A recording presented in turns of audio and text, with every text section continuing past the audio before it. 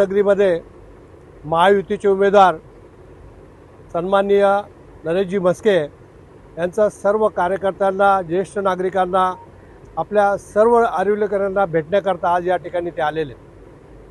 त्यांची कारकीर्द ठाण्यात माजी महापौर म्हणून खूप चांगल्या प्रकारे गेलेली आहेत. अनेक कामं त्यांनी ठाण्यात केलेली आहेत आणि आज आपण या ठिकाणी सर्व बघतोय काय आधीचे जे खासदार होते त्यांनी 10 वर्षात आपल्याला सांगितलं, आपल्या मित्रपक्षाने आपल्याला सांगितलं का मग काय केलं तुम्ही. फक्त ठाण्याच्या व्यतिरिक्त माजी खासदारांना काही दिसलंच नाही. आज या ठिकाणी आपल्या युतीच्या माध्यमातून भारतीय जनता पार्टी असो, मनसे असो, एकनाथ शिंदे शिवसेना असो, RPI गट असो, रामदास आठवले, जानकर साहेब असो, यांच्या अजित पवार राष्ट्रवादीचा गट असो, ह्या सगळ्यांचे कार्यकर्ते या ठिकाणी आज उपस्थित राहिलेले आणि या सर्वांनी महायुतीला पाठिंबा दिलेला आहे आणि चांगल्या मताने या ठिकाणी नरेश म्हस्केजी निश्चित निवडून येणारे.